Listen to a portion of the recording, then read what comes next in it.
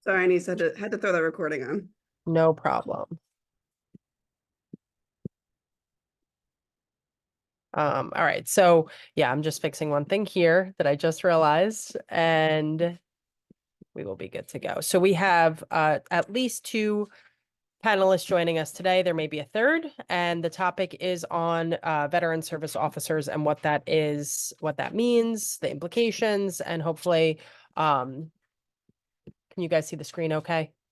Yes, we Yes, can. okay, good. Hopefully raise some awareness in terms of just how to work with veterans, point them in the right direction, help them in navigating different areas of their life, whether that be clinically or benefits or, family issues, things that come up. So that's really what it's all about, is meeting needs in this community and increasing and improving our competency.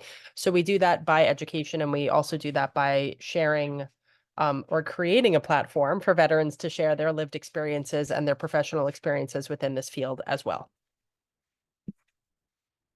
All right. So what is a VSO, right? Have you heard this term before? I know it's a large group, so it's not like you can raise your hand.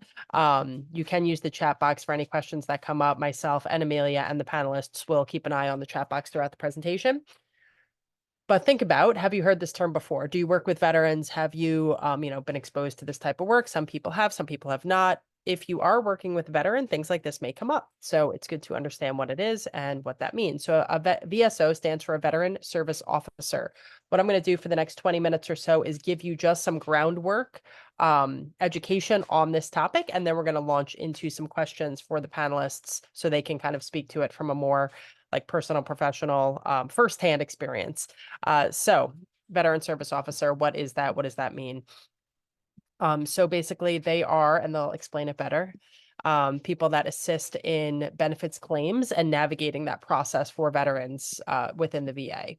So they are in a role where they are gathering information, they are advocating, they are tracking and providing steps to assist veterans in navigating what can be a really daunting process for many. So over the years, I'm a clinician. I've worked with many veterans clinically, just, therapy type work. So things will come up where I'm like, I don't know what to tell you regarding, let's say, your GI Bill or your disability claim, right? These things are really important.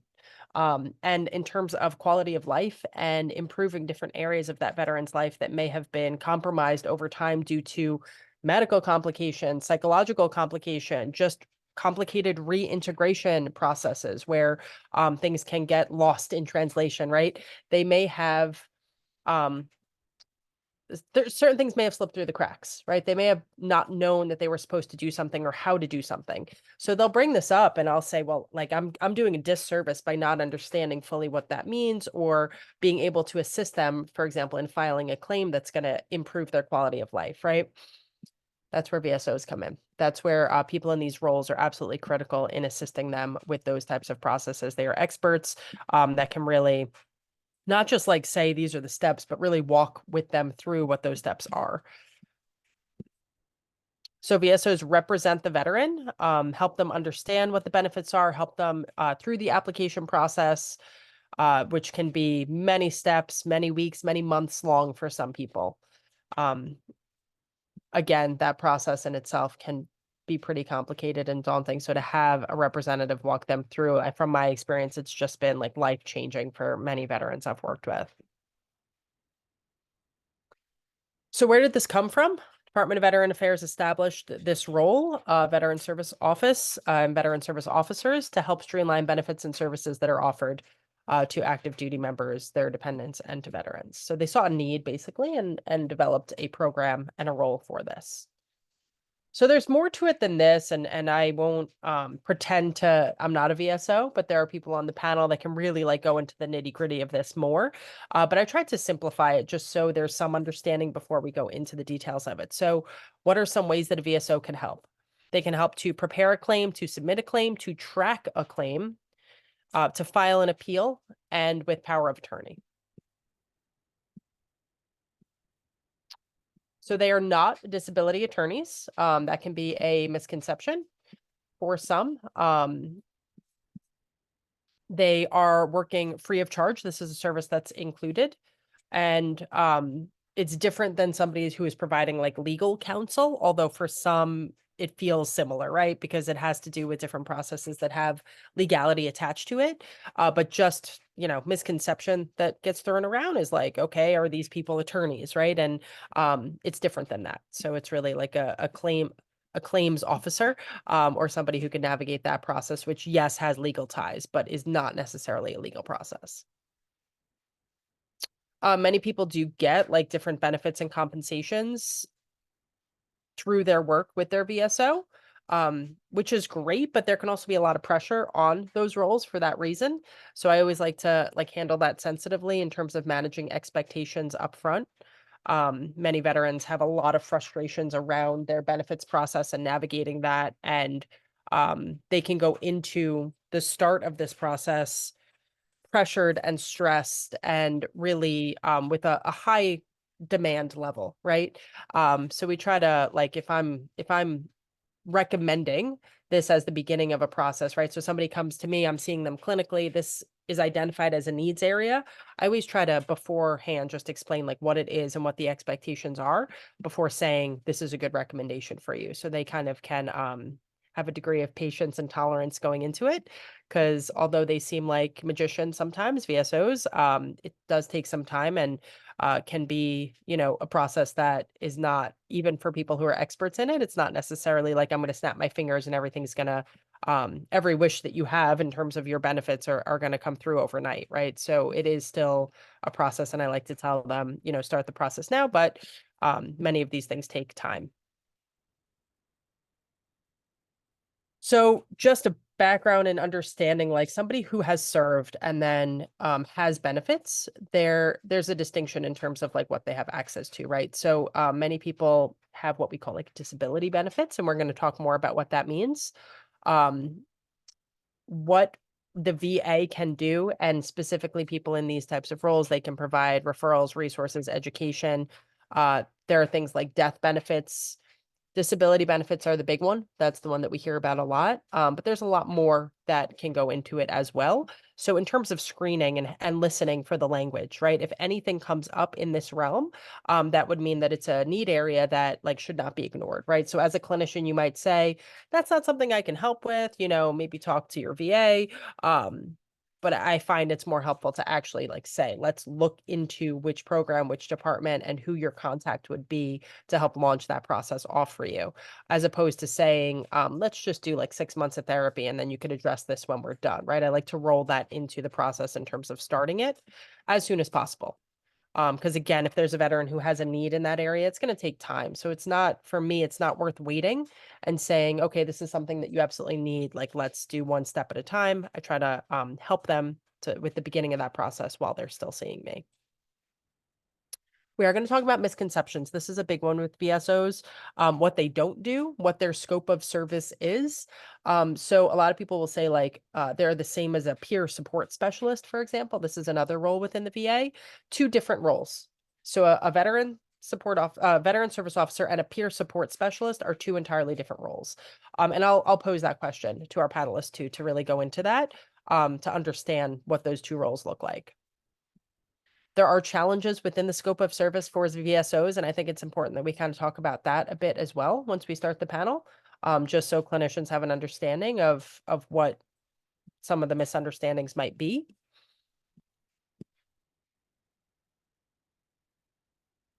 Again, just that distinction we'll talk about.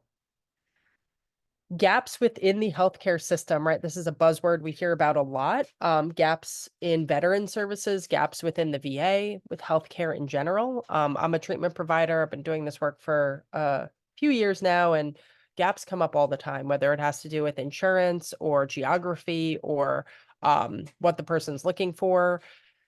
So it's inherent that there will be gaps within the system that we're trying to navigate and bridge for individuals. I find that certain roles are more in the role of connector than others, and VSOs happen to be one of those roles it's a huge connector position. The way that they serve this community and this population is really as like these major advocates that help connect areas that maybe wouldn't have been otherwise. Like I've seen veterans get benefits through these processes that they didn't even know existed. So it's always really like a great decision to help someone make in terms of pursuing. Many veteran service officers will talk about their sense of purpose connected to their work. So we'll highlight that a little bit today. We had a panel a few weeks ago that talked about continued service and what that means. So there's a little bit of a crossover here, which I wanted to just like touch on for a second. Reciprocity, right? So like this idea of giving back, and many veterans become veteran service officers and they have this feeling of purpose connected to the work. Again, different than peers, but VSOs are essentially peers as well, because they have their own service background. And my whole thing is like, there are no better people that can assist in these internal processes than those who've been through some of them themselves, right? So there's like this built-in expertise the second that you start working with somebody who is a veteran service officer. All right, again, so buzzwords to listen for. Claims related to medical, mental health, letters, testimonials, disability. There are tons of examples of different claims. And heads up, panelists, I'm going to ask you guys to go into this a little bit more. Just so for screening purposes, I just think it's essential for us to understand what's out there and what to listen for to say, okay, that's something that I should get on.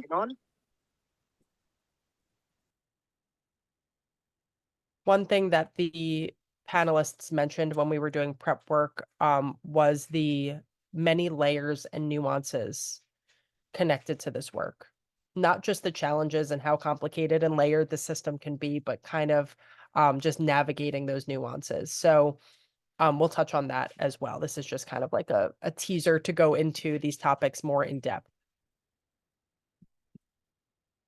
But just like with when we do military competency training, we talk a lot about terminology and acronyms and different phrases, and the familiarity as a clinician is important. We can't say like, oh, well, this is not something I do, so it doesn't really matter. I don't really have to understand the language or the terms. I believe it's important that we do. So if you hear something today as the panelists are talking that you're like, what does that mean? Feel free to put in the chat box, say, I don't know that phrase. I've never heard that before. Because there are a lot of different details that are important for us to be able to screen for. Traits of a VSO. And Carl, you'll appreciate this. I actually did research this and I looked up like, what are the traits of a veteran service officer? What types of people go into these roles, right? Objective, persistent, the ability to engage and communicate effectively, rational, organized, patient, direct, authentic, and able to work with other departments. So that interdisciplinary approach, kind of essential to be able to pull in pieces from other areas for this person, whether it's medical or otherwise. How do you become a VSO? Looked that up as well. So if there are people that are interested, there's actually like a process, and Carl, I'd love you to go into that more, what the process was. So these were the questions that come up, which is kind of funny when you look it up. Do you want to help veterans and their dependents take on, the giant system of the VA and help navigate it? Are you a guru on veteran benefits? And do you not mind low pay or no pay at all? So just like a little bit of humor here, but the reality is like, this is, kind of saintly work that is being done and on the front lines of veteran services. So, but the truth is like there is a process to become a veteran service officer. It's not just something that you're like, hey, I want to do this. Let me raise my hand and get that done. Right. So these are people that are trained experts in the field, who go through a process in order to gain that role. So we're going to talk about it more. Again, the goal of today is really to just improve and increase competency around veteran services and what veteran service officers are. If you have worked with veterans in the past, you've probably heard that term, that phrase, that role, and it's really good for us to just understand what exactly that means and really even how to make referrals to VSOs in your area. So these were the three panelists we had for today. I believe Tom may not be showing up, but we do have Carl and Adam on for sure. So I just want to introduce them and thank them for their time. As you can see from their titles, these are people who have done this direct work for years now and really have an in-depth understanding and firsthand perspective to give us some enlightenment today on this topic. So first, if you can each just introduce yourselves, your name, your role, what that means, where you work, that would be a great way to start. Sure. My name's Adam Roach. I'm the director for Dutchess County Veteran Services. I've been doing this for 3 years, so compared to Carl, I'm extremely new with this. I'm blessed to have a senior staff. My deputy director, Julie Leslie's been here for a while, helps out quite a bit on everything. Myself, I'm a Marine Corps veteran. I served in Iraq. We were the first unit in Iraq in 2003 to go. I was a machine gunner infantry, and came back and struggled quite a bit, and then got involved with the Joseph P. Dwyer program in 2016, where I started that here in Dutchess. And then from there, blessed to be in my position where I'm at now. So that's about it for me. Thanks, Adam. And Adam had a technical difficulty with his camera that broke. So unfortunately, we can't see him, but we can hear him. Adam, thanks for joining us. Carl, how about you? Yeah, first thing I want to assure everybody, you don't have to have a last name that starts in an R to become a service officer. Because it appears that all three of us, but so that's not a requirement. RO even. Huh? RO even. What Yeah, are the- RO, yeah, look at that. Yeah, too, yeah. So I've been involved, I'm a Vietnam combat veteran. I've been involved in veterans issues since the 80s. I became the director about 14 years ago of the Putnam County Veteran Service Agency, the service officer about 10 years ago. I love my work. That's why I'm not retired. And yeah, it's a great job. We love, and Adam can vouch for this, and so would Tom if he was here. We're in it to help veterans. That's why we do it. So can you both talk about the role of the VSO, what that means, and explain it probably better than I did, in terms of like, what is a VSO in your words? The VSO is for many veterans is their first contact with the VA. We don't, well, misconception, we don't work for the VA. We get certified by the VA. We have to be veterans. You have to be employed in a job that it has to be able to work at least 20 hours a week to be a VSO. But it's the first contact. It's bringing people who may know nothing about the VA, who sadly may not even be eligible to be in the VA, but it's their first contact with trying to get some help. And 90% or better of the veterans that come to our office, they need some sort of help, whether it's mental or physical, and we help get them in there. Yeah, not only that, I think we are, you were talking about gaps and stuff. A lot of the times, in my experience, is the veterans are coming in, they have a bad taste in their mouth with the VA, especially Vietnam vets. And it's definitely improved quite a bit in the last couple of years as far as VA services. So I believe we're a bridge with that gap to get them back into the VA. We have a lot of connections directly to the VA staff. Give them a call multiple times and let them know, the situation with the vet. Maybe they had a 30 years ago, a horrible experience, never wants to go back. So we're actually that bridge too, that I believe to help them get back in, to get the services that they deserve. So before going into, because Carl really, he talked a lot about like the nuances, and I want to go into that to take it more in depth. But before we go there, what training or background is needed, just so people understand a little bit more about the roles? Well, the background is that you have to be a veteran, honorably discharged veteran. That's required.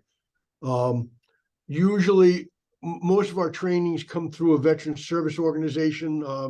Anissa listed them. I'm certified through the American Legion. You have to be a member of a veteran service organization and get trained by that service organization. Since COVID, a lot has changed. We used to have in-person training sessions once or twice a year throughout New York State. The other states have them as well through their various service organizations. Now, most of our training is done online. The only advantage of the online training is that it's, with New York State Division of Veterans Services helping, we have training almost monthly now to keep us up on anything new. So there's always something new, always some, like you said, some nuances, changing things. Big law that passed last year in August was the PACT Act, that a whole new group of veterans became eligible to for certain things, and we have to just keep our training up and understand the changes and accept the changes and hit the ground running every day. Yeah, Carl pretty much hit everything on there. The trainings are constant. There's always new presumptive conditions coming out, like they were saying about the PACT Act. And it's just, we got to stay on top of everything just so we can serve the vets as best as possible. Thank you both. So I think next, can we talk a little bit about like the actual claims process? And maybe even before that, just or tied into it, like if there's a clinician working with a veteran, how would they know that this might be something that that person needs in terms of just screening for like what they're bringing up in a session? That's a good question. I think the most important thing is don't ever like promise anything to the vet when you're in a session with them. A lot of the times we have some of the social workers and clinicians. The veteran comes in and says, "Oh, so and so says I have PTSD." Don't ever diagnose if you can't diagnose. It's got to be a clinical diagnosis with stuff like that. The first thing when a vet comes into our office is we sit down, go over from head to toe exactly what's going on with them, and mentally also. And then we do what's called an intent to file. And what this is a form that gets sent down to the VA, and the veteran has 1 year from that day to file a fully developed claim. So they have 1 year to get all the paperwork, make the appointments that are necessary, all the tests that are necessary, say hearing tests, anything like that, to get upgraded. And then we do a 2122, which is a power of attorney, which gives us as veteran service officers, we can look into exactly what's going on with the claim once it's submitted, where it's at, and what decision is made also. So yeah, that's the first step. That's how we start, and that can be a claim for anything. I mean, that can be a claim for one condition. That can be a claim for. I've sent a claim in for 20 different things that the veteran has. So that intent to file holds that claim. The other part, what it does is, if the claim is successful, the veteran gets money back to that date. So if I file a claim today for a veteran and he doesn't get a decision for a year, he will get paid back to that day when I put in that intent to file for him. So that's the purpose of the intent to file. They're not required. We don't have to put an intent to file, but it's ridiculous not to put them in. And Carl, do you have to put that, like you said, there could be 20 different claims. Is that something you have to do for each claim? One intent to file. However, once the intent to file is used, it's done. So if I put in a claim for a veteran today, and he comes back next week with another condition, that intent has already been used. So it's got to be, so yeah, so if I put in for 20 things, yeah, that intent to file is good for all 20 of them. If another condition pops up, are you able to put in another intent to file? Yeah, or the claim itself, either. It depends on if they have all the paperwork, we don't need the intent to file. So if a veteran comes in, Adam's right about if a veteran does come in with all the paperwork that's needed, we can put the claim in right then. We don't have to put in an intent to file. So it gets a little bit complicated. That's part of our job, because some veterans will do this on their own, and it can take months to straighten out what a veteran filed on their own. So in terms of what would you want this group to know about the role of a VSO? If you were to say, this is kind of like the biggest takeaway, right? It's a big question to start with, but what would you want them to know? So you have a group of 100+ clinicians here. Or for me, especially if I'm doing, because the clinicians that we work with we're mostly going to be dealing with depressive disorder, PTSD, things of that nature. They have to remember that we are not clinicians.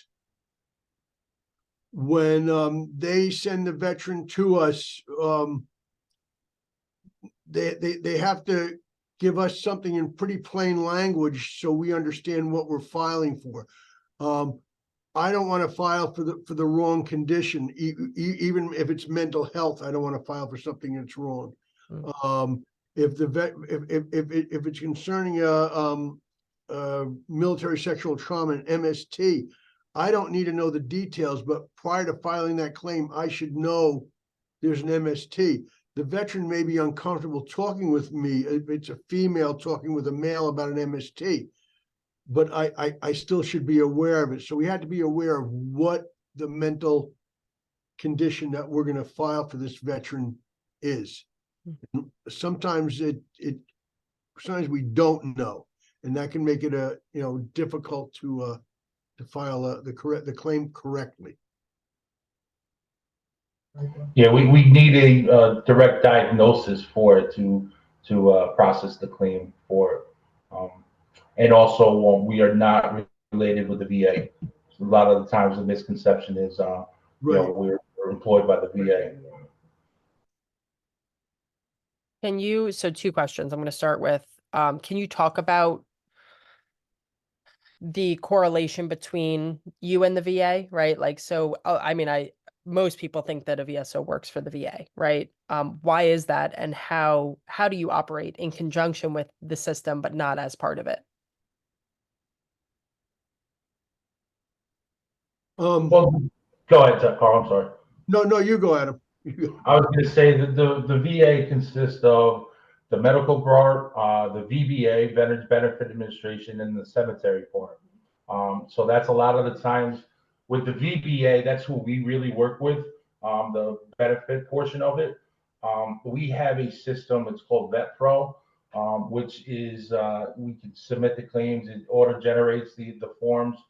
So it's all digital, it's no more printing papers out and stuff. We can do it, but this allows us to directly submit it directly to the VBA process.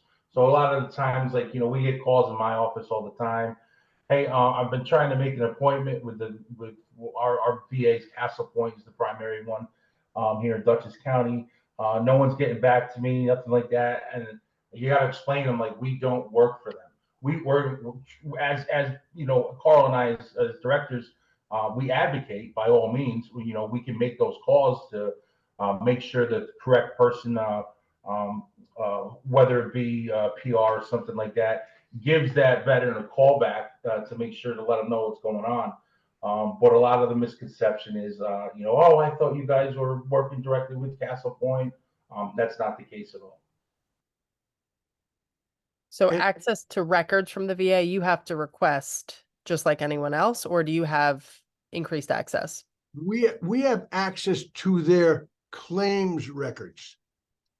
So if it's not, so for their medical records, unless the medical records are made part of a claim, the VA medical records, we don't have access to their medical records. We can't look at a veteran's history of medicine unless that was part of the claim. So I'll put in a claim for a veteran that his sole healthcare provider is the VA. So a lot of his VA records will be in his claims record. But other than that, that's all we can look at is the claims records, not the medical records.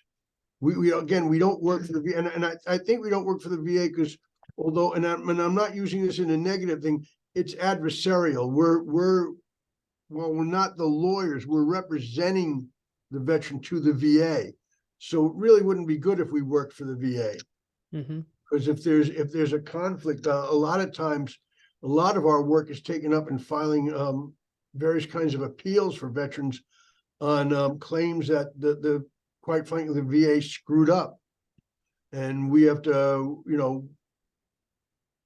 claw our way through the claim and find the errors and tell the VA, hey, you screwed this up. Just to give an example, I have nothing to do with the mental health. I've had 2 claims in the last year. Both veterans were artillery officer or in artillery with the big guns, and the VA claimed that their hearing loss, that the hearing in their left ear was because of the military, the hearing loss, but the hearing loss in the right ear was not because of the military. How can that be? And so we have to weed through even more complicated issues than that. And so if we work for the VA, we wouldn't necessarily do that. We just take it for granted what the VA said is correct and move on. So I think that's an excellent system they set up. So we can really advocate for the veterans. We're on their side 100%. Do you find that you are pressed to work outside of your scope often, whether it's by other providers or veterans themselves? And if so, I'm assuming sometimes you do. Can you talk about that a bit? So when you mean outside your scope, because it's stuff that we don't necessarily understand. Yeah, and just like you had mentioned, you're not a clinician, for example, right? So but some of these things trickle over into legal or clinical or medical issues. So how does that play out for you? On the clinical issue, sometimes it can be tough because the veteran will bring in something from their doctor, whether it's mental health or not, and they, what does this mean? Can you explain this to me? And I can't, and I have to tell them right up front. On the legal thing, we don't really get involved in legal issues. We usually refer them out. We're not counsel. None of us are lawyers.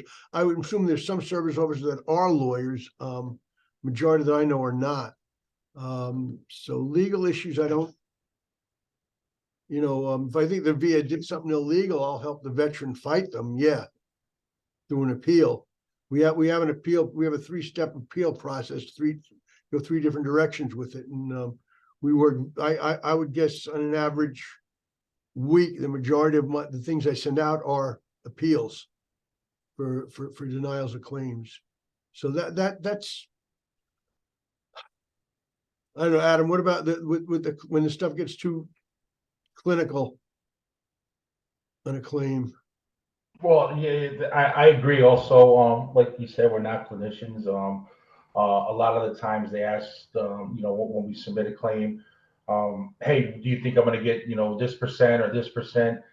That's not something that we give answers to. We can never guarantee, like I was saying before, this looks great. You're probably going to get 30% on this.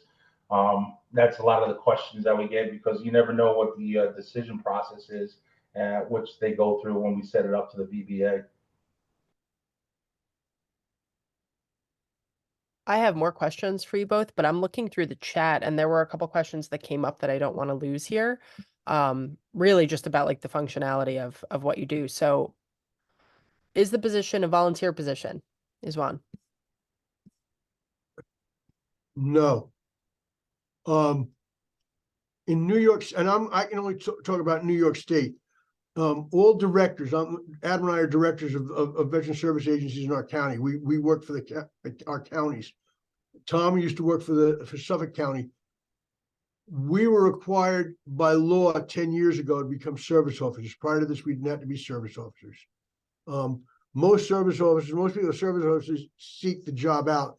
They've been helped by a service officer and they try to find a job where they work. Some organizations, the New York State Division of Veterans Affairs has service officers. The DAV has service officers. The VFW has service officers that work for them in various locations. And I think somebody asked how many the VA has no service officers.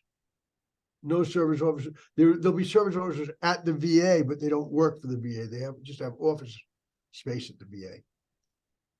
So no, it's not a voluntary job. for the most part. I guess some people do volunteer to do it. Is there a VSO in every region where there's a VA? I would say yes. Well, in New York State, there's at least one VSA in every county, because every director of Veteran Service Agency in every county is required by law to be a VSO. So, yes, at some level, there's every county has a VSO. Yeah, either a service officer or the agency, correct? Sorry, can you repeat that, Adam? Yeah, like Carl was saying, every county has a service officer or the agency to direct them. Can you break down how someone can apply to become a service officer? Well, through like the county, the civil service test first, with that. Then like we were saying, we're American Legion accredited. You would have to get your post commander to sign off, or your county commander to sign off on it. And then the process is, with the VA, you got to do the trip training, which is I think it's a 26 panel training, which goes over some of the direct questions and process of some of the forms. And then, like Carl was saying, is the usually a week-long accreditation process through, like you say, the American Legion holds the test, New York State holds the training, which is Zoom now, or so it's all that, so it's not in person. But that's Carl, you got more on that? I'm sorry. How to apply, Carl? Oh, how to apply? It's just you go to you go to like somebody put in the DAV. You go to the DAV and you say to the DAV, "I'd like to become a service officer." And the DAV will train you. The person that said something about the DAV that does work for veterans have VSOs. A VSO has nothing to do with is a general term that comes out of the VA, but all different organizations have VSOs that do the work. So you go to the different organizations and see if they are hiring VSOs. I know the VFW probably has the fewest in New York State. We only have I think the VFW has about 4 VSOs. Couple in New York City and a couple out in Buffalo. American Legion has a lot more because they certify all of us in all the different counties. So it all depends. So through the Veteran Service Agency, correct? Veteran Service Agency or the Veteran Service Organization. All right, another good question here. Will VSOs respond to family members, even just with general information, or are they restricted only to communicating with veterans? We communicate with family members all the time. In many cases, the first communications we have with a veteran will come from a family member. My father, my husband, my wife has a problem. What can I do? And that's sometimes their first time they talk the veteran into coming to see us.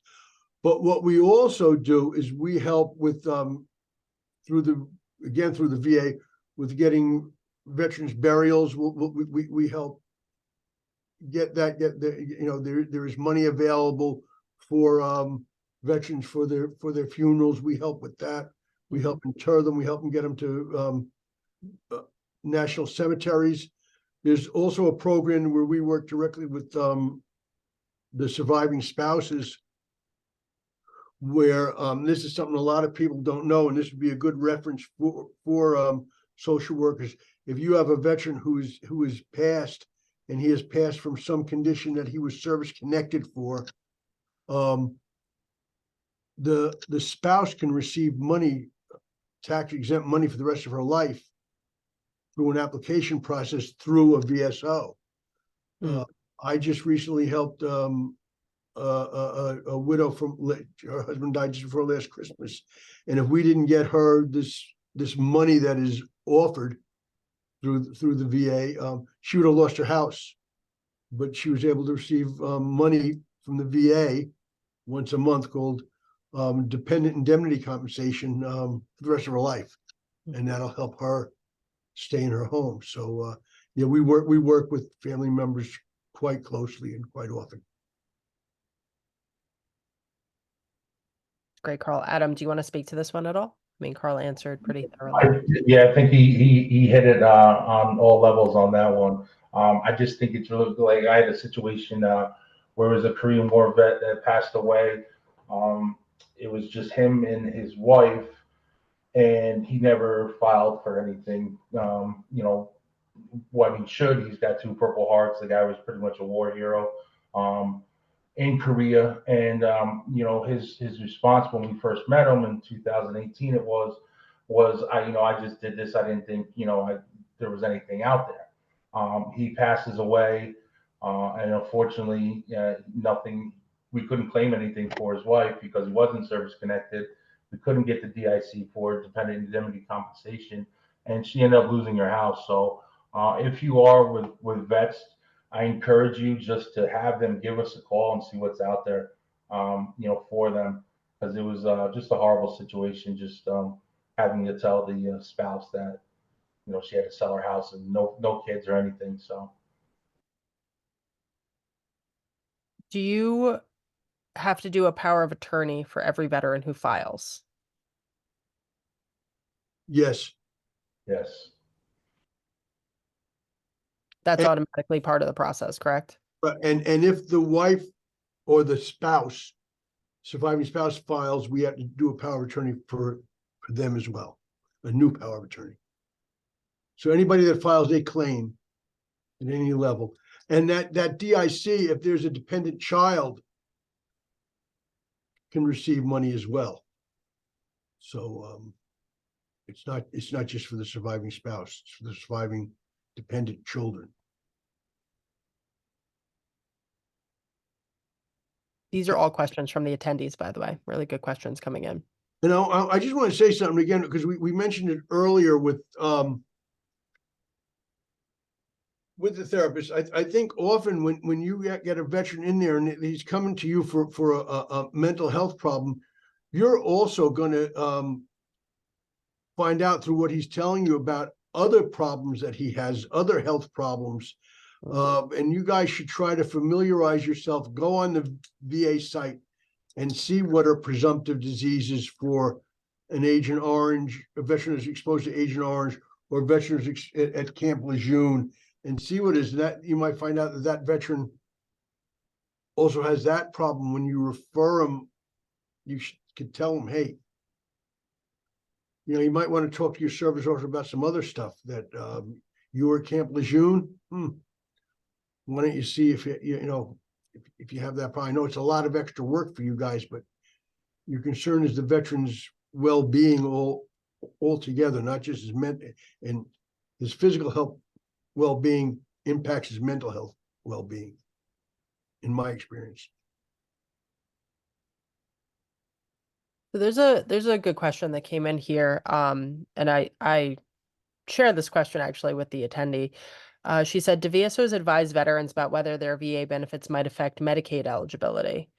And from the work I've done, I've come into cases where like VA benefits then affect other benefits, whether it's like Social Security or insurance, or there's, implications there. So how would you advise someone with regards to like these competing factors, I guess you could say, when navigating benefits?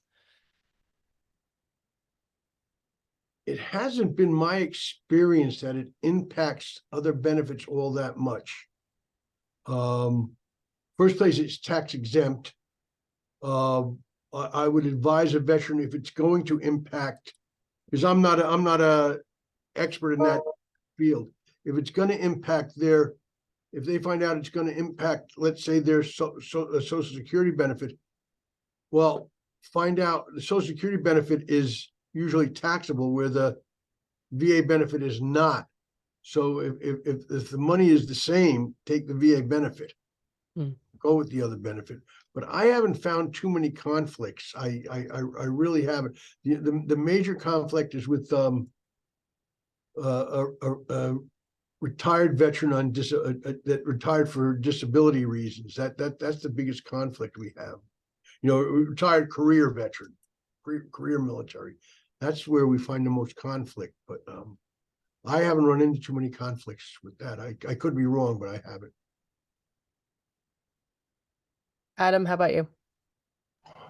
Yeah, that's the same thing. We really haven't, unless it's like for a service connection with a pension or something, you'd have to let the VA know what your income is, and there's a form on that to fill out because they do a check, and I've seen, people come to me just recently. They owed the VA $175,000 as a Vietnam vet because he never claimed his Social Security with his pension. So it's something that's the one case that I've seen. Yeah, well, yeah, because we also can get the, and I forgot, I'm glad Adam brought that. I also forgot, we can help veterans get what's called a non-service connected pension, which is if the veteran has nothing, that he has no conditions that would get him a compensation, he can get a non-service connected pension. Also a survivor's pension for a surviving spouse. That yeah, if he gets other benefits, that would definitely impact that type of pension. That comes from the VA. Yeah. So yeah, thanks Adam for bringing it up. I forgot about that. But not regular compensation. Regular compensation usually doesn't impact other benefits. Yeah, correct. So we can tell how important this topic is because there are such relevant questions rolling in. Obviously, these are things that people have, it's come up in the work they've done. So again, thank you guys I'm sorry, we're like firing all these questions at you one after the other, but I feel like it's super eye-opening, gives great perspective, and you guys are experts, so we appreciate it. So a few more, and then I'm going to go back to some that I had as well. Are all veterans entitled to burial assistance? No, No, that's not right. it shouldn't be that way, but no. If a veteran has a service connection, if he passed away at a VA facility, if he passed away from something he was service connected for, there would be VA benefits, but not all veterans. That's very sad. It shouldn't be that way. Everybody that served should be eligible for burial benefits, but they're not. So we have to take that on an individual basis. I will fight for every veteran. I will apply. That's the only thing that I'll file a claim, even if I know they're not going to win, just in case I miss something. Every time I have a veteran, a spouse that comes in to file for burial benefits, I will file that claim, hoping that maybe we can get them something. But it's, a lot of them, not a lot of them, but a good number of them come back with, no benefits available. No benefits qualified for, eligible for. Sad. How would someone make a referral to a VSO? What do you mean? How would someone make a referral to the VSO? Is that the question? Yeah, so let's say they have a veteran client and they want to refer them to a veteran service Yes, agency. just give whatever county the veteran is from, call the veteran service office there, and one of our VSOs will sit down and set up an appointment, sit down and go over exactly what they're entitled to. Yeah, if a clinician calls me and gives me the name and number of a veteran, I'll call the veteran up.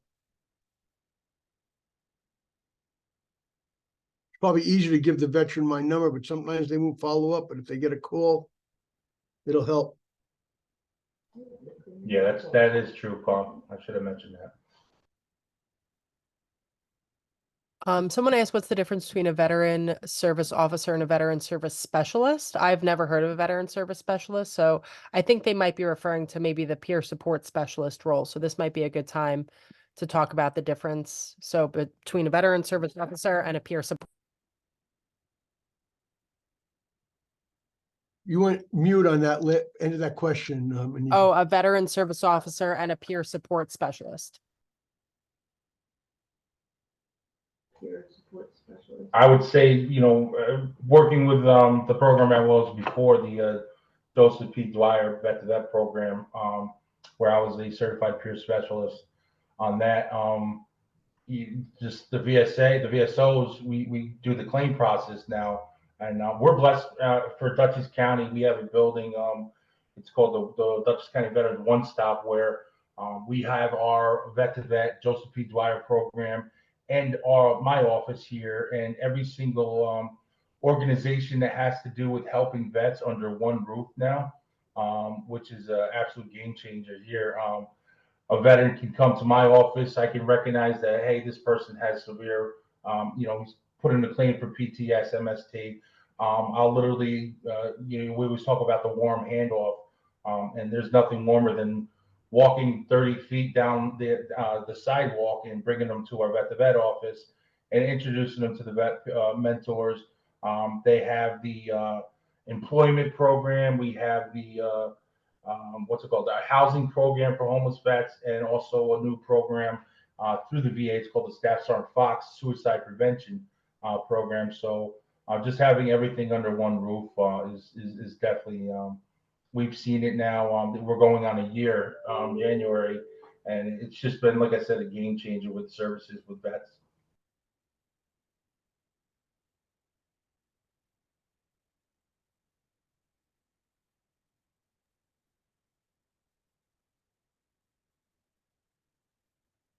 All right, so from just personal perspective, let's deviate from some of the logistical questions for a second. We'll go back to them because there are more. Challenges related to this work for you. Is it, I would assume, like overinvestment, like Carl, you said you fight for every case, like you could tell there's such passion there with regards to helping to advocate and navigate. How do you manage some of the personal challenges that might come up in these roles? I got to tell you, I think part of the thing to help, and Adam mentioned this earlier. I'm also diagnosed with PTSD, and the biggest thing that's helped me with my PTSD is here helping veterans, working for veterans, doing things for veterans, especially now as a service officer. But sometimes you just feel so helpless.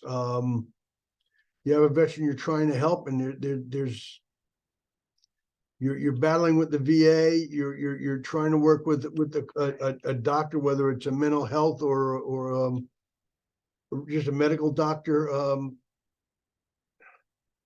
Sometimes it can be really rough. Sometimes it can be rough not to take it home too. And you shouldn't. You can't take it home, but some of these, like Adam said about that woman that he had, the Korean War widow. You just feel so helpless sometimes.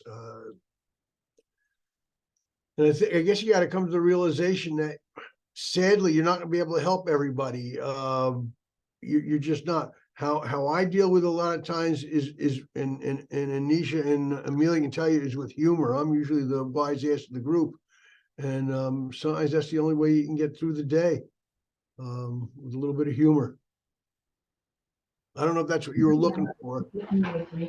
Yeah, I agree. Carl hit it on the head there. Just try not to bring it home with you and let it affect everything, because a lot of times it's just frustration and having to say like, hey, you're not going to get anything. This is not going to happen, and it's just frustrating and it's sad sometimes.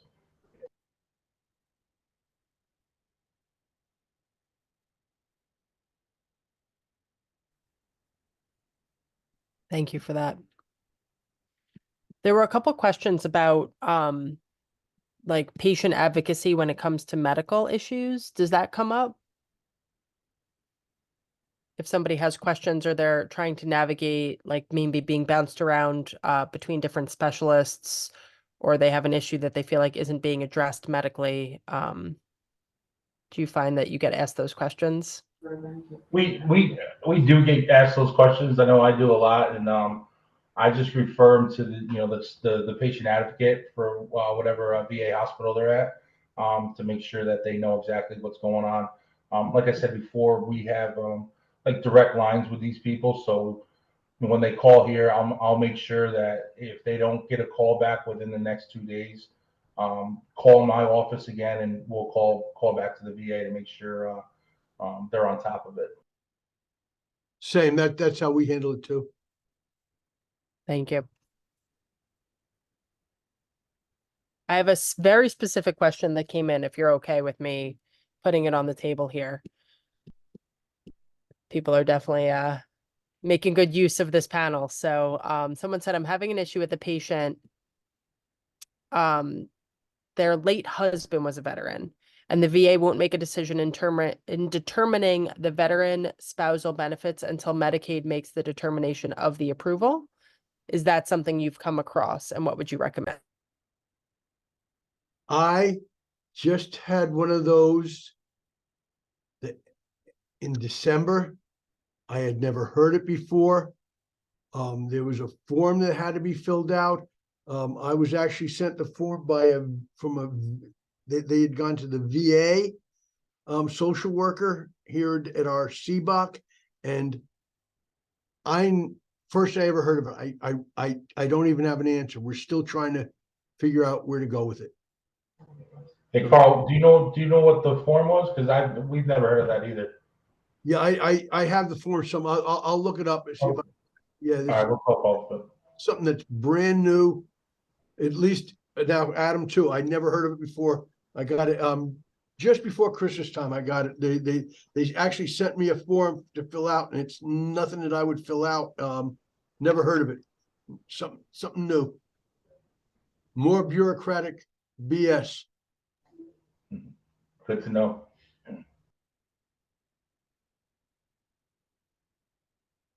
Another specific question. Can you explain CHAMP VA, CHAMP VA?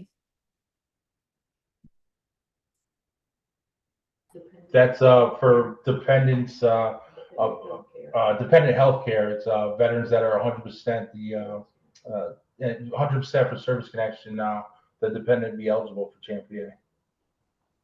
We lost Adam. Ooh, I think we got him, Carl. I think we heard him. everybody froze on my screen.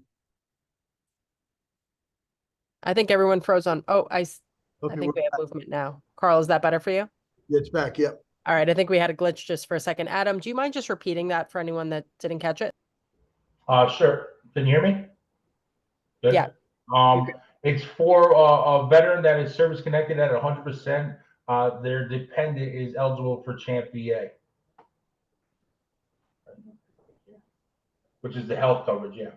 Health coverage for veteran has to be 100% for the spouse, the dependent to get it. Thank you. So we had about 3 people ask about the list of veteran service agencies in New York. Does anyone have a link to that? And if not, Amelia, maybe that's something we could look into sharing with the group after today. I'm gonna look into it right now, and if someone else has it, I'd love to see in the chat box as well. New York State Division of Veteran Services probably has the whole list.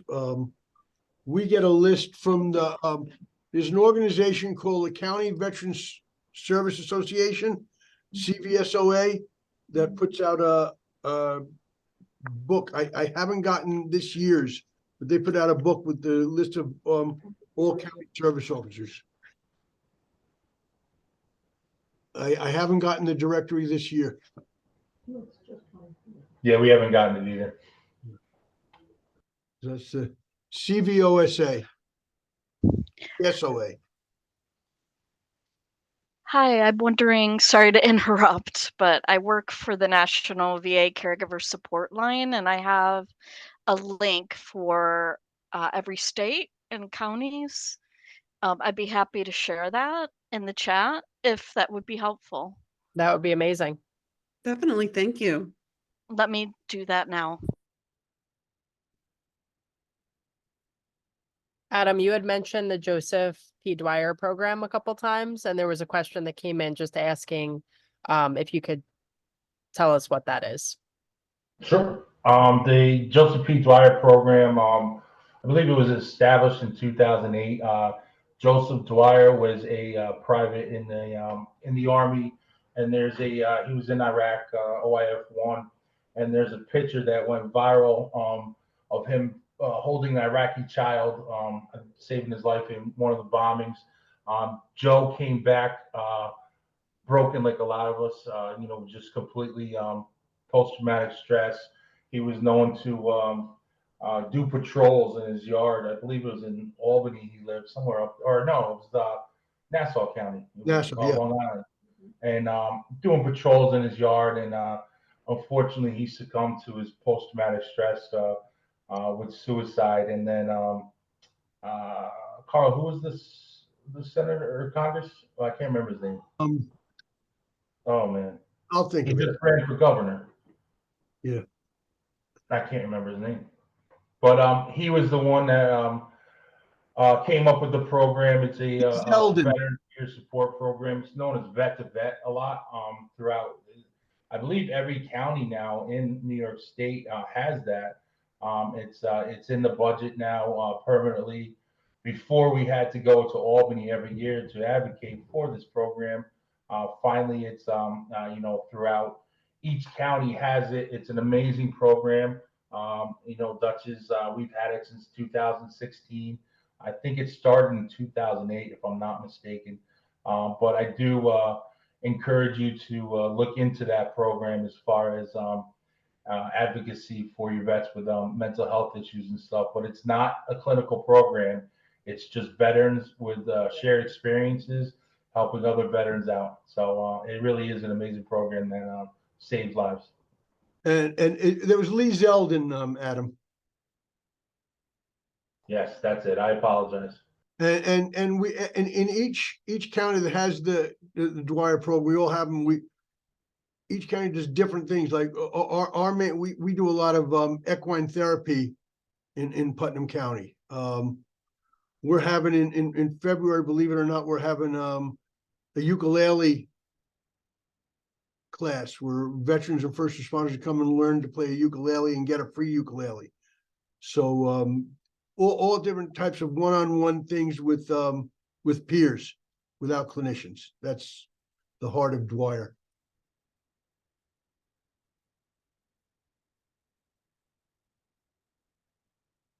All right. I think people have a good understanding of the roles, but what would you say from your point of view, that list that I showed you in terms of like traits that are helpful in VSOs, what would you say the greatest traits are in from your experience in the role that you're in? Like what are, like as a clinician, I feel like I have to always use like patience and tolerance and listening skills, right? So like that's the part of me that I try to focus on. What would you say are the traits for you guys? Compassion too is a big one.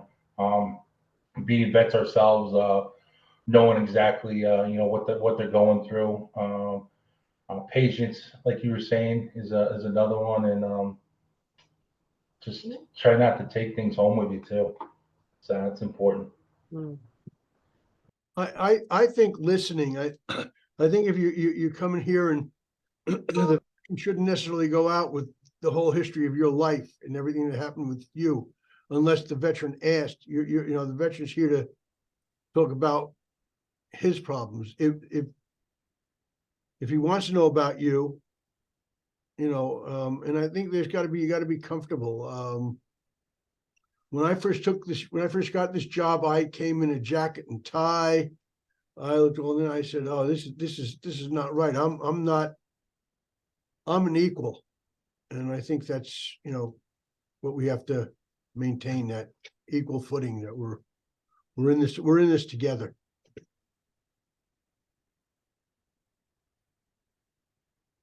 So this is the time where I tell people to send your questions in, but we've been doing that the whole time. Please feel free to continue sending in questions for our panelists to answer.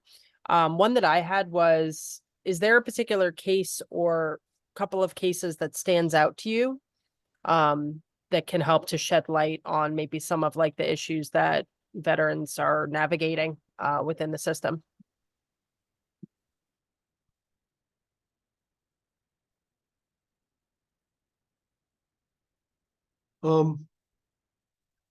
Earlier, I mentioned the difficulty with a veteran with an MST. I had a young veteran that was coming in quite often for hearing loss, all different types of things. And then one time he shut the door and he started talking to me about this MST. And he had never talked to anybody about it. He hadn't even seen a therapist. I referred him to somebody. We were getting him before we put in the claim, getting him some help. And we applied and put the claim in. About 6 months later, he had been awarded PTSD due to an MST, and it was a horrific case.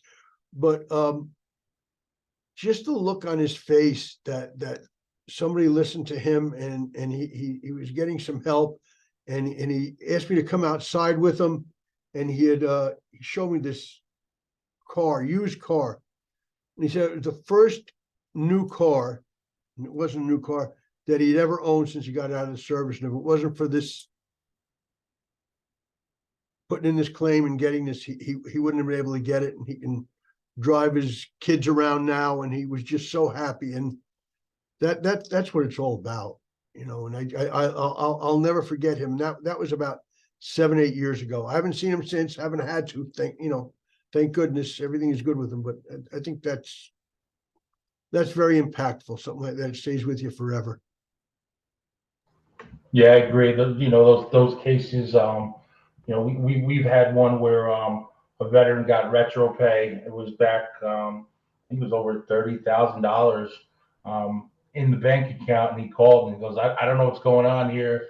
I don't want to touch this. I didn't get a letter, and all excited, and it's just completely changed his life. And I remember it was right before Christmas of last year, and it's just like stories like that just make you feel so good and justify what you do.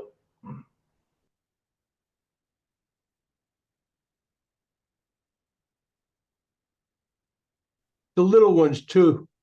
Of a veteran that all he was able to get from going to VA was hearing aids, and he was just beside himself when he got the hearing aids. I mean, it was something very simple, but it's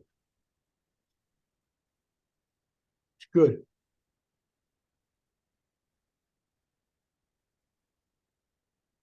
Carl, you had mentioned nuances a few times related to this work. Is there anything that you would want to highlight with regards to that we haven't touched on?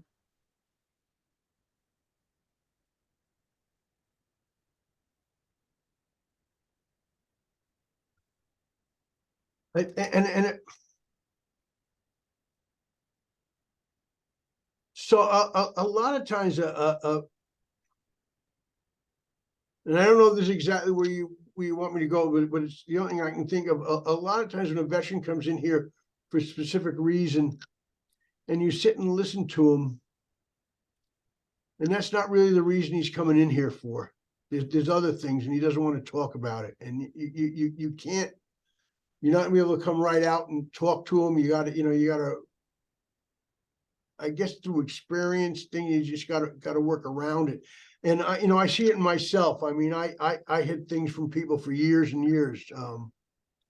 I didn't seek any help. I didn't seek going to the VA for years on things. And so I think that's it. And again, I said listening to what they have to say. And I don't know. Yeah, I agree. I think, some of the times when you got vets coming in, submitting a claim and, for hearing loss or tinnitus or, something like that, and you just, read body language with it, and so, hey, what else is going on? Then you start talking, and you find out, so much other things that are going on with them, and let them know let them know exactly, that there's support and it's one of the lines I always say, it's okay not to be okay. And really try to get them into either mental health or just seeing some therapy or something like that, or bringing them directly next door, like I said, to our vet to vet program, where they can sit down with one of our trained peer mentors there. So You know what I don't like, and we don't talk about it enough anymore. It used to be a big topic a few years back, but I don't like PTSD. PTSD, you don't need the disorder at the end of it. And I think that means a lot. I think if you tell a veteran, if you just say post-traumatic stress, it's more acceptable. A lot of the veterans, they don't want it that they have a disorder. I mean, it's subtle. It may not, impact you guys because you're dealing with it all the time. But as a veteran, we're not dealing with it all the time. We don't want it. Maybe we don't even want to deal with it. But so I find it much easier if I don't, I don't want to say soften it, but it just sounds easier to deal with in the long run. It's easier to deal with post-traumatic stress than post-traumatic stress disorder. It gets dark when you add the disorder to it. So, and I probably say PTSD too often, so I don't follow my own advice.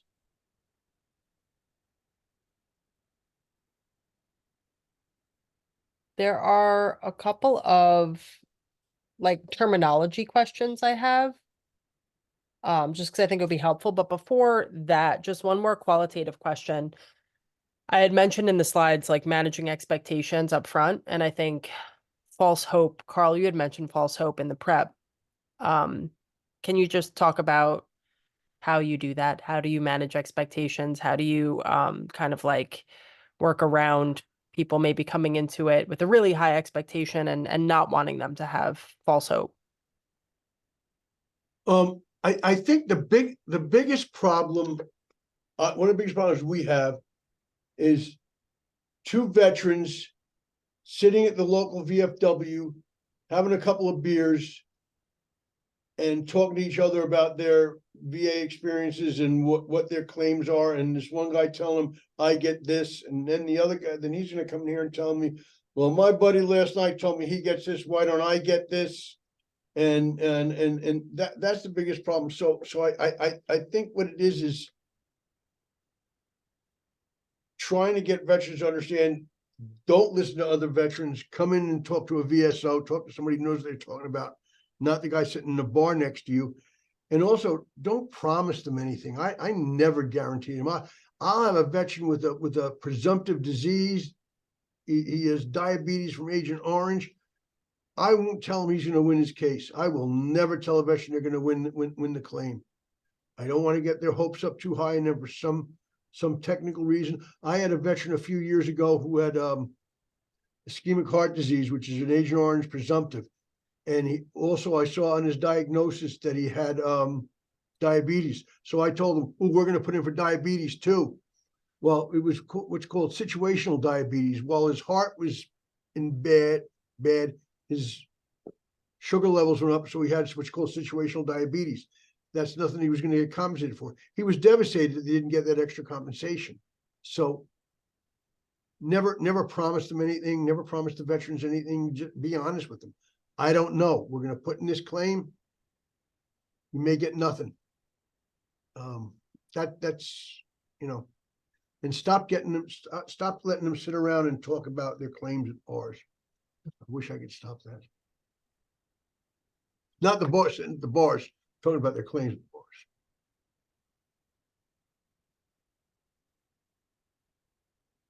Adam, do you want to say anything further on that?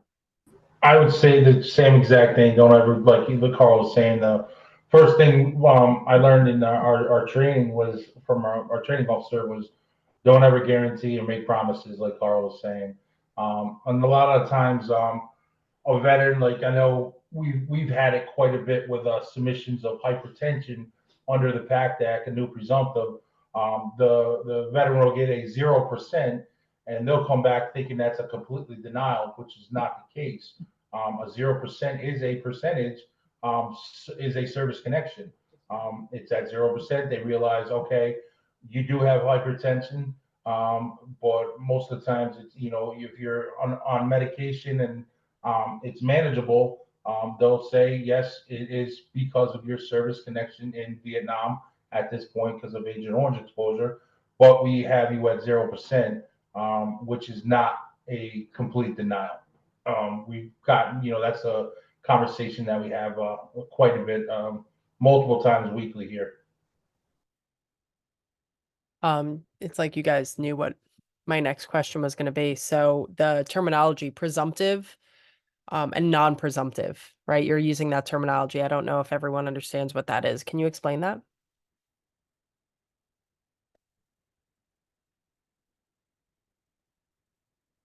I didn't know. I didn't know. I was, Yeah.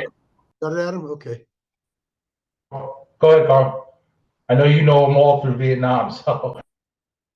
A presumptive condition is,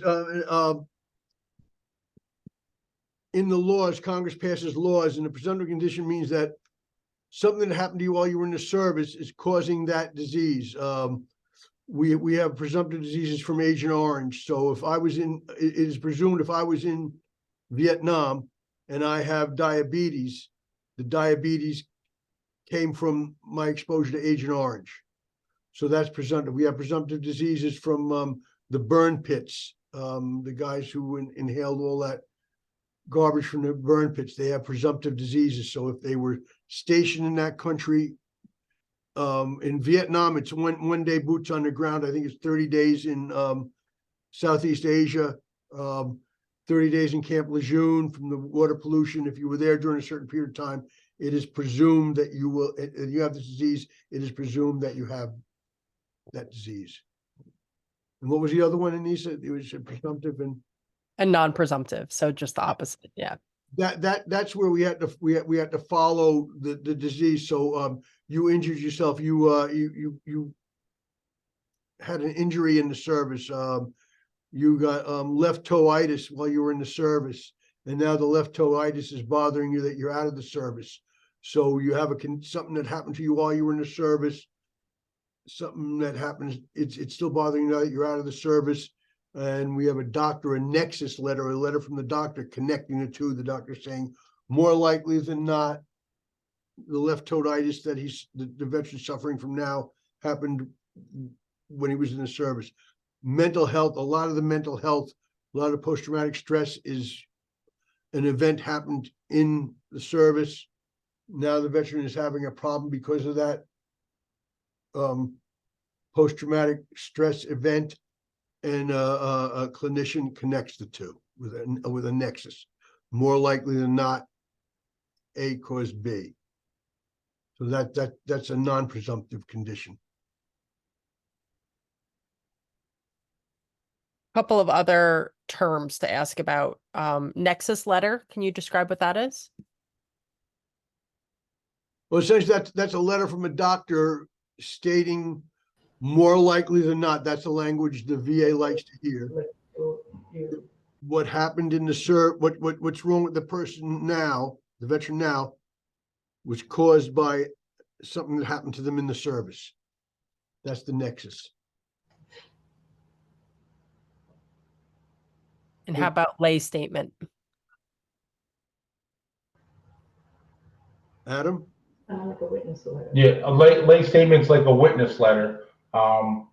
Just stating a lot of the times a spouse or a friend or anything say, I've known so and so before he was deployed or she was deployed to Iraq, and this is how they were, and now I've noticed this. This is how they they are now. So so it's kind of like a testimonial, correct? Right. Where would those potentially come from? Who would write one of these lay statements? Usually we call them buddy statements. Comes from a person you served with. But you can also get a lay statement from a spouse, a good close friend, anybody that has extensive knowledge of you. Yeah, family members and everything. Yeah. A lot of times in a hearing, we use lay statements. Super helpful. All right, a couple of questions that came in. I feel like this has been the most questions out of any of these panels, and then there's only 2 of you. I hope after this you have a break or something to give your mind a breather. Thank you both, really. Super helpful information today. So I know this is a very big question, but even if you just have a few examples, a list of presumptive illnesses for each era, like for example, Agent Orange versus burn pits, like is there a way you can kind of, I don't think we have like a written list, but can you just describe? Actually, there There is, is a written list. Chris? Yeah. Awesome. Where would that be? the VA has it, if they put in PACT, PACT, the PACT Act will list the presumptives for Vietnam and burn pits. I don't think it does Lejeune, but if you Google Camp Lejeune, it'll list the presumptives from Camp Lejeune. Yeah. VA.gov has Lejeune too. Carl. Yeah, that's Done. that does too, VA.gov. Mhm. And there's one presumptive that doesn't appear on any list, but Lou Gehrig's disease. I don't know if any of you have ever heard of that, and I forget what the letters for it, but Lou Gehrig's, ALS.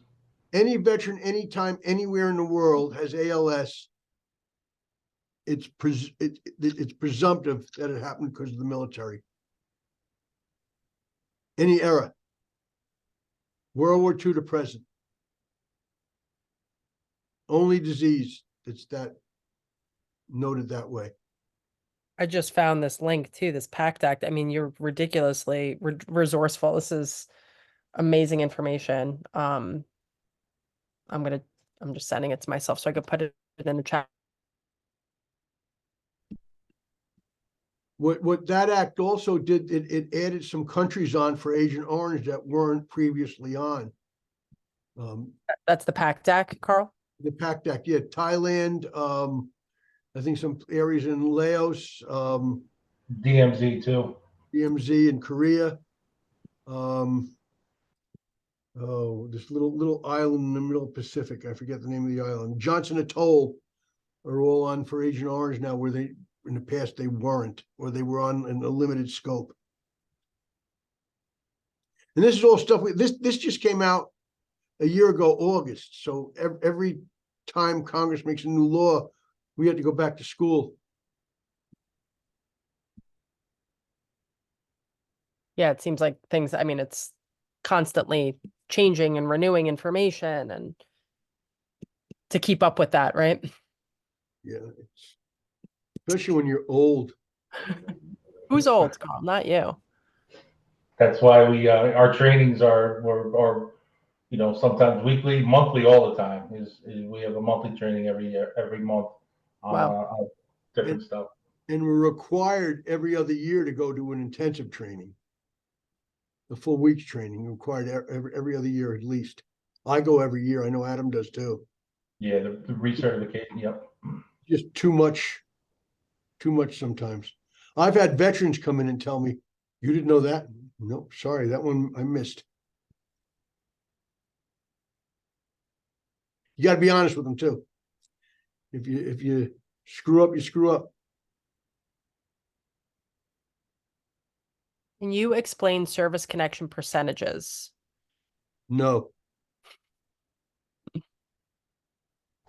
As far as what do you mean explain? Like how much they are, or What does it mean? What is like a, what is the percentage of a service connection mean? So it means like, say they get 10%. Okay, we have service connection rating at 10%, which is a monthly benefit now is I'm looking at $171.23 with the new COLA, cost of living. And the reason why we have this is because our finding, you get a letter, we found that this is this, and that's the reason why we're at 10%. If you were rated at 30% or higher, you would have to have these conditions, so and so. And if you had that, then your service connection would be at 30%, or on and on, whatever it is. So it's the severity of your condition. The percentage goes up. And it can work for and against you. I'll give you an example. If you have prostate cancer, which is an Agent Orange presumptive, you automatically go to 100%. But 6 months later, you'll be tested again. If you've had your prostate removed, you go down to as low as 30% because you're not an active cancer anymore. If your PSAs go up, you could go up in percentage. You could actually go down to 0% once the prostate is removed and your PSAs are normal. So it's a sliding scale. And then it gets even more complicated, because I know you guys love complicated. If I have a service connection for 50% and I get another 50%, what percentage would I be disabled now? 250. Sounds like math, Carl. Yes, and it's not added up. So I would have 50%. And then the second 50% would be 50%, the 50% that I'm not disabled. So 50% of 50, I think, is 25. And since they round up at 50s, it would be 80% disabled. So 2 50s give you 80%. It's called actuarial math. And I still add on my fingers. So it's very, very, very complicated. You can have guys with 20 different disabilities, all at 10s and 20s, and he doesn't add up to 100%. Wow. Not just straight adding it up.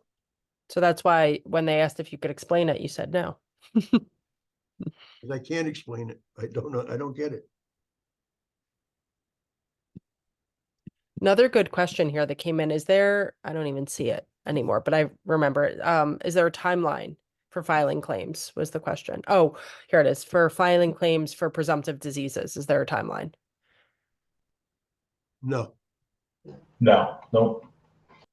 Well, yes and no. And I'll give you an example of why it's no. Very, very, very little known. There's peripheral neuropathy. There's a peripheral neuropathy that for Agent Orange exposed veterans that had to happen within 1 year of leaving the country. So 1 year you left Vietnam or one of the other areas, you had to be diagnosed with peripheral neuropathy. If it happened 3 years, 4 years, 5 years, no, you can't file for peripheral neuropathy. So yeah, there are some that are based on the timeline. Not a lot, but there are a few. Thank you for that, Carl. I just learned something new. However, if you have diabetes from Agent Orange and you get peripheral neuropathy, you can put in a claim as peripheral neuropathy is secondary to your diabetes. Easy peasy. The nuances, right? Nuances, yeah. It's crazy. Someone asked, are there female VSOs? Yes. Absolutely. My deputy director is Army female veteran that is invaluable to our program here in Dutchess. We don't have one. My deputy, who by the way is retiring in June, is male, but yeah, it doesn't matter. If you want to do the job, yeah, it doesn't matter. So we have about, I would say, like 10 minutes left. So room for a few more questions. I am just going to say to the group, because there were so many that came in, if you had a question that we didn't bring up, just do me a favor and put it in the chat box again, because I tried to catch them, but some might have been missed. So if you have a question, this is your shot to kind of throw it in the chat box again, and we'll grab it and have it answered. All right, so I'm just looking through my questions here. You both did such a wonderful job of being thorough. What would you say when we talked about kind of like managing expectations up front? Can you just speak about the timeline of the claims, as far as like a ballpark, do claims go through in a month? Do they go through in a year? I know it varies, but what do you usually tell people when they ask you that? Right now, the last report we received from the VA, because we have occasional meetings on it, they're averaging about 125 days a claim. But if I have a veteran coming in for ionizing radiation, being exposed to radiation, that's going to take at least a year, because it goes to a special group, and it takes a little bit longer. It depends on the complexity of the claim. It also, I try to tell them 4 to 5 months we should get something, but no guarantee. Tell them 3 to 6 months. Yeah, it's that same thing here. We tell them usually 3 to 6 months, but I know MST claims, we had one that went over a year. It was like 14 months to get a result on that. So it all varies. It really does. I have to say, and Adam talked about it before, the Pro program, we use it too for filing our claims. I think things are getting a little bit quicker since we went to VetPro, which is an automated system where we don't have to, Xerox and make copies and fax down. We just, push a button, it gets to the VA. So I think it's a little bit quicker. I don't know how much. We just finished doing it a year. We'll have to see if we can average last year's with this year's and see this last year's with 2 years ago and see what the average time, if it's gotten any quicker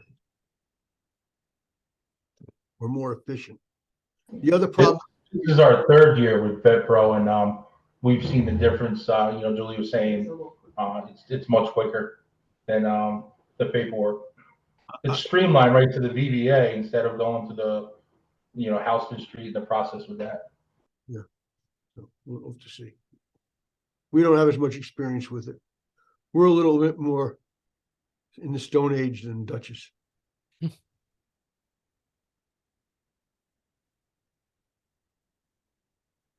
Are there any other misconceptions we didn't cover regarding your roles that you would want this group to know?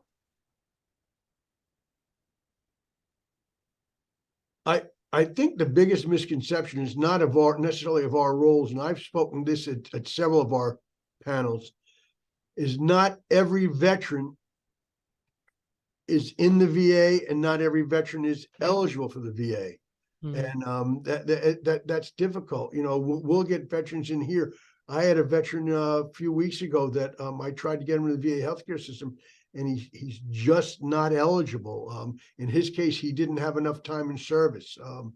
He got an early discharge for a personal reason, and he only had about I don't even think he had 60 days in the service.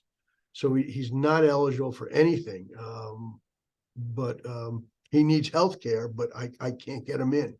He doesn't, so everyone right away thinks just because somebody was in the military, he's eligible for the VA, like they think just because he's in the service, he's eligible for free burial by the military, and not. So I think that's the biggest problem that we deal with. We have veterans coming in here referred into us, and we can't help them for various reasons. Somebody asked about eligibility to the VA. Can you talk about that? Adam, you want to? Was it VA for VA what though? The VA healthcare or? Claim. Yeah. There is an income verification for that, unless unless you're grandfathered in, or also if you're service connected. But the income it varies in I think each county.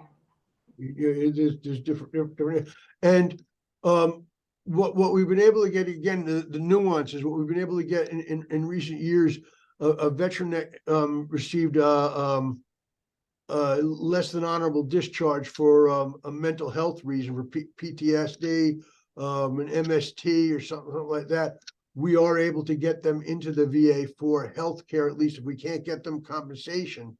In the past, we couldn't get them in. A dishonorably discharged veteran, we couldn't get in, but if we have a dishonorably discharged veteran who, because of his post-traumatic stress, punched out his commanding officer, and got kicked out of the military, we can get him into the VA at the very least now for health care. We might not be able to get him compensation. So that's a little nuanced change that we've had in the last 4 or 5 years.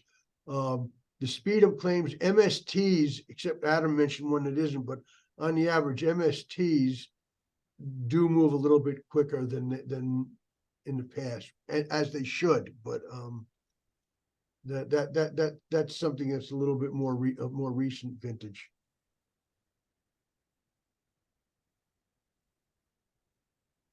So another good question. The ratio of VSO's availability to veterans who are seeking that form of assistance. Do you have like a wait list? Do you have a very high caseload? Or do you find that people aren't using the resource? It depends on the county. We have 13,000 plus veterans here in Dutchess. I think it was 13,233 was the last. We since our move to our new location, we've had uptick in foot traffic as far as walk-ins. Caseloads are very high for us right now. But as far as the waiting list, I say maybe 2 weeks tops to try to get a veteran in for that, and that's about it. But compared to like, I know vets that go to the VA and utilize, I think it's New York State that's down there. They're waiting for months for an appointment just to get in. So I think we're doing well on that on our end here. I don't know. Yeah, our waiting list is about a week. We have walk-ins, so that all depends on the area. We have 2 full-time service officers in New York State. Has a service officer here. New York State Division of Veteran Services has a service officer here once a week. So we're in Putnam. We're pretty. We handle a caseload, but one thing with this new automated system is that we can do claims remotely. So now we have veterans that move out of the area that would normally, I have veterans that I help in Florida and Georgia. They want to stay with the veteran service officer they know, even though they don't live in the area. With this new system that we have, the Vet Pro, I'm able to, because they can sign their claims remotely. So I'm able to help them once they leave the area. So that part has increased our caseload. I don't like to turn anybody away.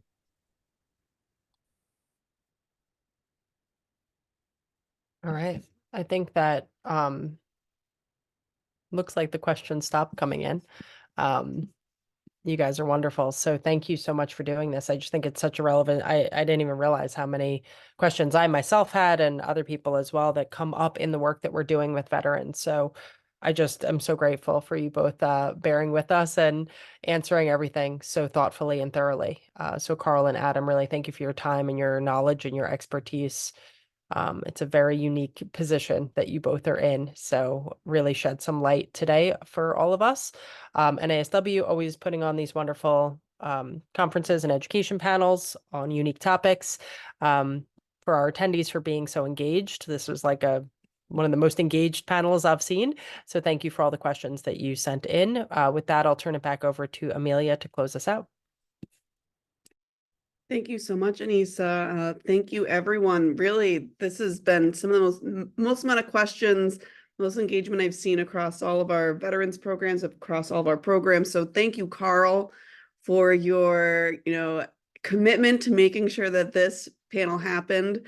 Carl knew how important it is to get information about VSOs to mental health clinicians in New York State. So thank you so much, Carl, for really spearheading, making sure that we did this program. I can just tell how valuable it's been to everyone on the call. I think we got up to 380 people here with us at one point, which is awesome. So thank you both, Adam and Carl, for all of the information that you shared.